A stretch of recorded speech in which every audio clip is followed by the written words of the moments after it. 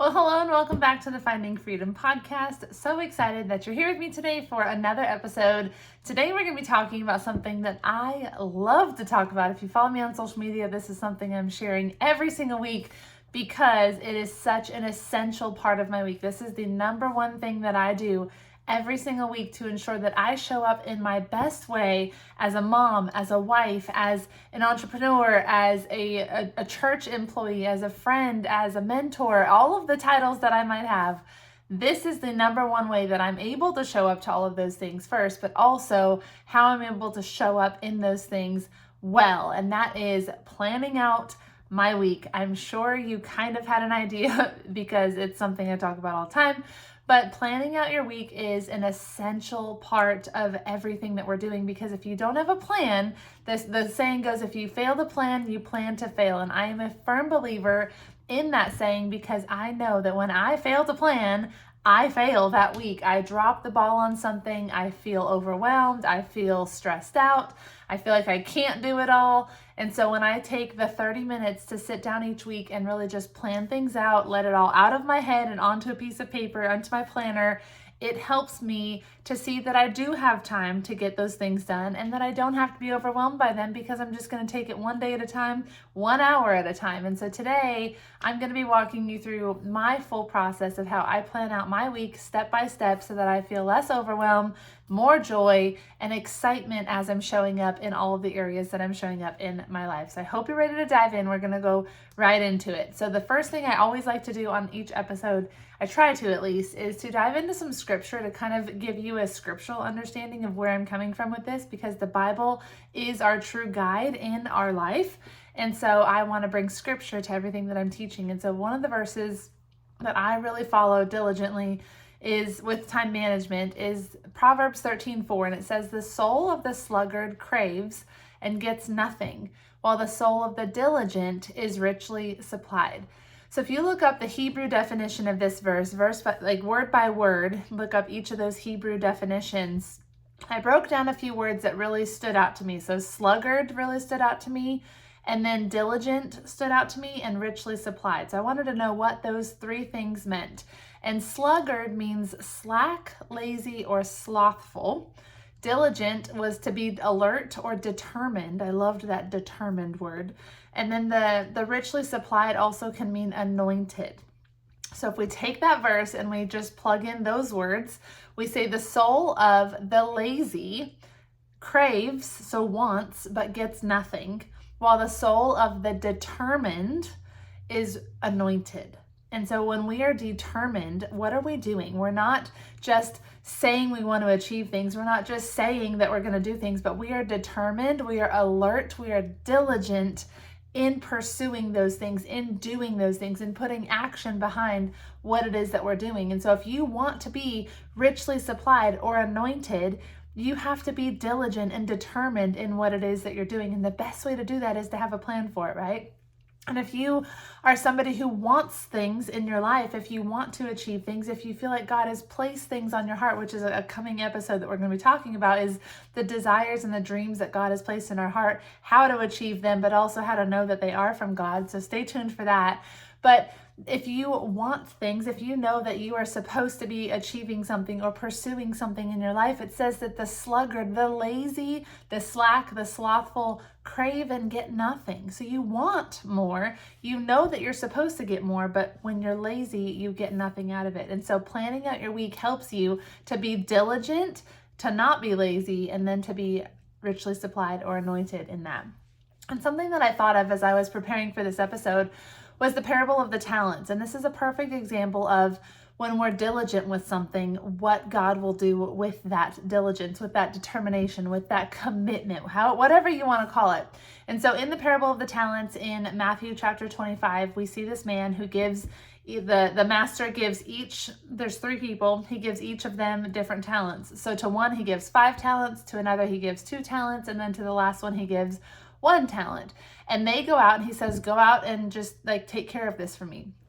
I equate that to our time. God gives each of us different amounts of time to do different things that he's asked us to do.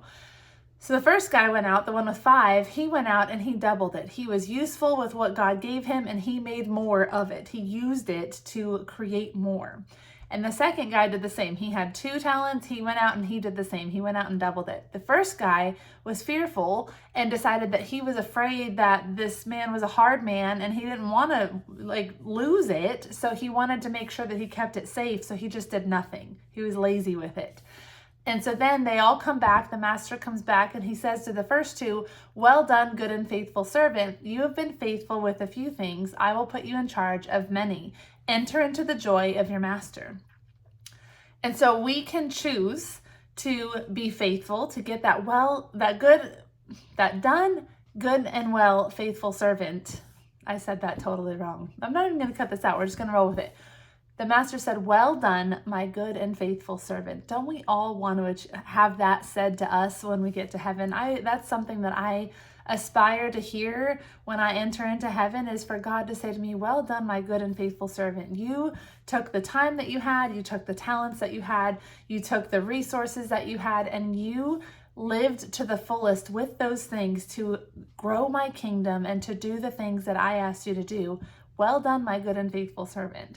And I know that if you're listening to this episode, you probably saw the title, so you knew what was coming. So you probably are somebody who's busy, who has a lot of things on your plate, who feels like you want to continue to do things, but maybe you're feeling a little bit lost in how to do that. To get to that "well done, my good and faithful servant," we need to be diligent. We need to be determined to give back to God what's His. And our time is the time that He has given us. He has given us another day on this earth to fulfill the calling that He has on our lives, for us to be obedient to the things that He's asked us to do.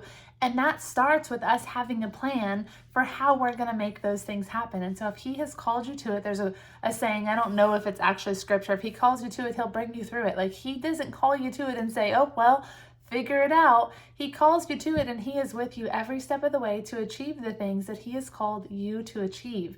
So if you feel like you don't have time, that's a lie from the enemy. He's trying to hold you back. You do have time. You just need to be diligent with the time that you do have to make available the things that you need to do, to make time for the things that you need to do to achieve the things that you're set out to achieve. So we can choose to be diligent and we can make a plan, or we can choose to slack and receive nothing. So that person with the 1 talent, God took it away and gave it, or the master took it away, but the master is God in the parable, and gave it to the other ones because he wasn't using it wisely. And so we need to use our time wisely, or else the blessings that God has for us on the other side of the things that He's called us to do are going to be taken away from us as well. The next verse I have is Proverbs 16:3, and it says, "Commit your work to the Lord, and your plans will be established." And so I know a lot of times we set the goals and we have the aspirations and we know that they're from God. Like I said, we'll talk about how to know that's from God in a future episode, but we know it's from God. And then we ask ourselves, well, how in the world are we going to how is this going to happen? We invite God into that process too. So we invite Him to put dreams and goals in our hearts. And then we also invite Him into the planning process for how we're going to achieve those goals. And so invite Him into the planning process. Ask Him to make a way where maybe there seems like there is no way. Maybe you look at your schedule and you're like, there is no way that this is possible. Ask Him to open doors that are meant to be open and close doors that aren't. If there's literally no time in your schedule for you to achieve the thing that you feel God is asking you to achieve, then you need to take something out that isn't from God, because He's not going to give you more than what you're able to do. He's going to help you to find the time to do the things that He wants you to do. But also ask Him to close the doors of things that don't fit and open the doors for the things that do, and be open and ready for when He does say, "No, you're not doing this," or "Yes, you are doing this." Walk through those doors, or if the door is shut, turn around and say, "Okay, what's next?" and go through the next door that He opens. So if you ask Him to lead you, to give you opportunity to make a way, He will. So commit your work, commit your to-dos, your goals, your week, all of it to Him, and He will establish your plans. This verse tells us that. Commit your work to the Lord. Commit everything you're doing to the Lord, and your plans will be established. So you're going to be working as unto Him. So Getting into the nitty-gritty of this episode, there's 3 things that you need to do to really learn how to plan out your time before I get into the actual planning process. The first one is you need to get a planner. So if you don't already have a paper planner, I highly recommend it. I know that a lot of us are digital these days and we want to have everything on our phones. And spoiler alert, I actually have a paper planner, but I keep a lot of stuff on my phone as well because my phone is always with me. So I totally get it. When I'm at church and an event comes up and I'm like, oh, I want to go to that, I add it into my phone. But then what I do is I go through this planning process each week where I lay it all out on a sheet of paper in my planner, because in my planner I can physically see what the week looks like and how I'm going to fit in everything that I want to fit in, from my quiet time with God to my prayer time to my workouts to when I'm going to clean my house to when I'm going to teach my kids, when I'm going to work my business, and when I'm working my business, what I'm going to do in that time, and when I have coffee dates with friends and a date night with my spouse and all of the obligations that I might have, my doctor's appointments. It's all in one place. And so in my phone calendar, I have the hard events, the things that I have to show up for that I've already committed to, so that I can always have that in at my fingertips no matter what. But in my paper planner, I can open it up and I could plan out week by week how I'm going to fit everything in my life in, because it's like a puzzle piece. And we're going to talk about that in a little bit. So the first thing I have for you is to get a paper planner. You can create one if you want. But get a paper planner. So I use the Finding Freedom Planner. Shocker, I know you guys already know this. This is called the Finding Freedom Planner. It's a yearly dated 2025 planner. They are available for order right now, and they'll begin shipping the first week of January, which we're so excited about. But this planner is 52 weeks of weekly spreads that help you to lay out your entire week in one spot. We have goal setting pages, we have prayer pages, we have notes pages, we have daily checklists, so many things incorporated into this planner. So it's truly your all-in-one tool to help you grow closer to God, manage your time, get more done, and go deeper in all of the things that you do with Christ at the center of all of it. So you're going to go into each week with a plan, and we're going to talk about that today. So I have to share that because I'm going to be kind of showcasing that in the planner today as I'm doing this podcast episode. If you're watching on YouTube, you're going to see a video that kind of showcases it. But if you're listening on YouTube or on the podcast app, then you won't necessarily see what I'm saying, but you can kind of hear it a little bit. So get a planner. The second thing you need to do is establish time blocks. So a time block is like a set time for a specific task. So for instance, for me, I have my morning routine time block. I have a time block for work and specific little blocks inside of that for what I'm going to do in each of those times. I have a time block for house chores and for family time and for homeschool and all of the things that I need to get done in my life. I have a work block. All of those things that I know that I want to get done, you can chunk things into one set block that is for that specific area of your life, and that's called a time block. So establish what those time blocks look like for you. Again, I have morning routine, I have evening routine, homeschool, work, house chores, and family. Those are my main 6 that I put everything into throughout the day, throughout the week. And so number 1, get a planner. Number 2, establish what your time blocks are. What are the groups of time that you have throughout your day that you want to be getting things done? The third thing is to schedule a day and time for you to plan out your week. I try to do this on Sundays because it's just the start of a fresh week. On Monday morning, I want to wake up and already have a plan so I can go right into everything that I want to get done. So Monday morning, I wake up and everything's already done. So Sunday, when I get home from church, we take our family nap, and then the boys and Tim will kind of play some video games or watch a show or go outside. I come to my office for about 30 minutes and I just open up my phone, my calendar app. I see all the things I have going on that I'm committed to. I put those into my calendar, and that's kind of what we're going to get into next, is how that actual planning process works. But before you do that, you need to get your planner, set your time blocks, and then schedule the day and the time that you're going to show up to implement this process that we're going to go over next. So the actual planning process. Step number 1 with this process is to brain dump out of your mind your entire to-do list. Everything that you know that you have coming up this week that you don't already have a plan for, you need to brain dump onto your to-do list. And so in the Finding Freedom Planner, there's actually a whole section for each week where you can put your entire to-do list for the week. I think there's like 10 or 12 spots right there. If you have more than 12 things to do in a week, then you might need to use the notes page or something, or reevaluate all the things that you have to do. But take everything that's in your brain and say, okay, I need to get all of it written down so that I can then make a plan for it. Because what happens is, as women, we have this brain that can hold so many things, and it's so amazing. My husband sometimes is like, how does all of that like fit in there? Because it's like spaghetti. Everything is just like a big pile of mush and it's all there. I need to get that out onto a piece of paper so that I can like mentally release it and then make a plan for it from there. So take the mush, take all of the to-dos, everything from order groceries to pick up groceries, to make a doctor's appointment, to call that friend, to whatever it might be. Like you know what your to-do list looks like. Put it all down. Everything that comes to mind, just get it out of your head on your to-do list. Step number 2 is to then look at your week at a glance. And so again, in the Finding Freedom Planner, we have the week at a glance, and you can see your whole week at once. This is in the yearly one. The quarterly version that we have is going to be one day at a time, but you can just flip to the different pages as you need to. But everything that you have going on in your week, you're going to drop into your time blocks. And so I know that I have a staff meeting at church on Tuesdays at 10 a.m. So I'm going to put that in there. I have to be there for that. It's usually from 10 to 12. I know that Wednesdays I go to small group at church. My husband and I lead a small group. So Wednesdays at 6 o'clock until about 8 o'clock, we're at church. I know that on maybe Thursday, I have an event that I committed to with my husband. Maybe we have a doctor's appointment on Monday morning. Whatever it is, you have a homeschool party that you've committed to, or a field trip that you signed up for, whatever that looks like. If you work a 9-to-5 job, if you are outside of the home working, or even in the home working, you put in your work hours. When do you have to be at work if you have a set time that you have to show up? These are set in stone events, things that cannot change. Put all of those in.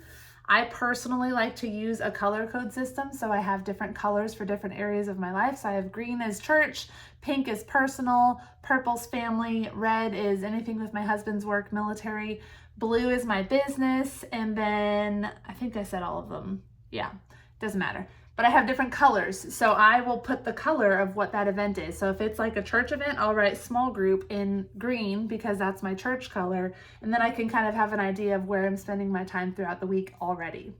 So that's that. Put all of your set in stone events, kids, practices, games, everything that you have to show up for in there. Then the third step is to look back at your time blocks that you created and ask yourself, okay, now where do those time blocks fit? So it may look different every day. This is where the puzzle starts to kind of come into play. So you have your time blocks of, I want to have a morning routine, but so for instance, for me, on Monday, my morning routine can be kind of whenever I want in the morning because we don't typically have many obligations on a Monday. But on a Tuesday, I need to be out of my house by 9:30, 9:45 to get to my staff meeting at church. And so I know that my morning routine has to be really early on Tuesday if I want to get my full morning routine. If I don't want to have my full morning routine, that's fine. There's another episode a few back that talks about how to establish a morning routine, and I encouraged you to create different times, different flows for the different amounts of time that you might have for your time schedule. So if you have a 30-minute window for your morning routine, these are the things that you're going to do. And if you have an hour, these are the things that you're going to do. And so you may have to incorporate that a little bit into this. So Tuesdays, my morning routine is a little bit condensed because I need to be done with my morning routine no later than 6:30 or 7 because I know that I have to then get ready for the day so that we could start homeschool by 8. So I have my morning routine plugged in really early at 5. And by 7, I need to be like showered, ready to go, everything. So I need to get my workout done earlier and everything kind of gets moved up. But on a Monday or a Wednesday, I don't have that obligation. So I can kind of space things out a little bit. But I just put morning routine and I just put like an arrow. So I would put it from 5 a.m. to 7 a.m. morning routine down. Done. Homeschool. Where am I going to fit homeschool in? That's another priority of mine. So I want to make sure that I'm fitting time for homeschool into our days. So I have my calendar of where all of my set in stone events are. Now, where does my homeschool time fit? How am I going to fit homeschool into whatever we have going on that week? Put that in. I know that homeschool takes us 2 to 3 hours minimum. So I'm going to put that in there. Then I'm going to fit in my work block. I want to make sure that I'm working on my business. I'm a business owner, and so I have to show up and I have to work my business. I have to show up for my work at church and get that stuff done. So where do those things fit in? Where do I fit in time with my spouse? He's home in the evening, so I want to be done with things by 9 o'clock so that we can spend time together. Everything. So all of your little time blocks, your evening routine, when your house chores are going to be done, all of that you start to kind of fit into time blocks. So again, I just write morning routine with an arrow down. I write work with an arrow down. I write evening routine with an arrow down. All those things. Time block. Put it on there so that you know from this time to this time, this is what I'm doing. This is my established time for that time block, for that routine. So that's your time blocks. So those are put in. Step number 4 is to now write in your goals. So in the Finding Freedom planners, we do a lot of goal setting at the beginning of each month. And when you do that, you have your goal for the month. So we take a yearly goal, we break it down. We're going to talk about that in a future episode coming up here soon. But you take your goal and you break it down into smaller goals. So then you have just a goal for the month to help you achieve your goal for the year. And again, I'll break that down in that other episode. And then you take that monthly goal and you break it down even further into action steps. So every week you have one action step that you're working on to get you a little bit closer to the goal that you have for the month in whatever area you're setting a goal for. So we use spiritual, health, personal, professional, relational, and financial. Those are the 6 areas. So step 4 in your planning process is to find what your action step is and plug that in to wherever it needs to be put in. So if it's a spiritual action step, it's going to go in your morning time or whenever you do your Bible time. If it's an action step for your job that you do, then you're going to put that in your work time. So you're going to fill in your action steps so that you're creating a plan for things and then you're executing that plan. You're making it fit into your schedule. And then the last thing that we're going to do is take all of those things on your to-do list, all of those things that you wrote down at the very beginning in step number 1, and you're going to have a whole plan on your planner now. And you're going to say, okay, where does this fit? So groceries, where's groceries going to fit in? When am I going to pick those up? Well, I could pick them up on Thursday at 11 because I have nothing going on that day and we'll be done with school by then. So that's perfect. So then you write in grocery pickup. If it's call the doctor and make an appointment, well, how about Tuesday at 2 I do that because I don't have anything going on Tuesday at 2, and boom, put it in there.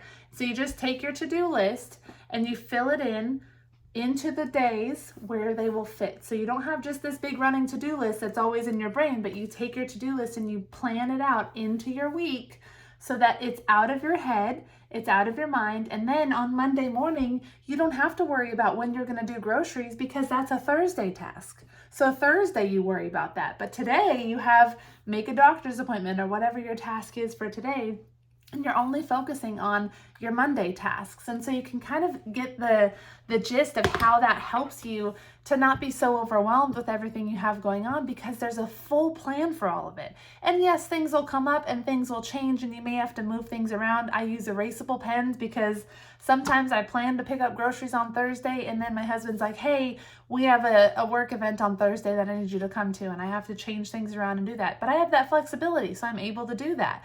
But I could also say, hey, actually I can't. I'm busy at that time. I had something else planned. That's up to whatever you want to do in that situation. But you have a plan and you can adjust the plan as needed, but you can fit things in where they fit in. And what you'll start to notice is when you start to put everything in, when you get through steps like write in the set in stone events and then write in your time blocks, you start to see that you actually do have quite a bit of white space in your calendar where you don't have a whole lot going on and you can fit in little tasks. So for instance, for me, my day is pretty busy and pretty stacked until about 4 o'clock, but at 4 o'clock, that's when I can make my phone calls. That's when I could go run errands, those kinds of things, because at 4 o'clock, everything's done. And so I know that, so that's where I'll fit in, call the doctor to make an appointment or pick up the groceries or whatever it might be. Those are the 2 that keep coming to mind for me. But that's where those things fit in. Run to the store to pick up a gift for someone, those kinds of things.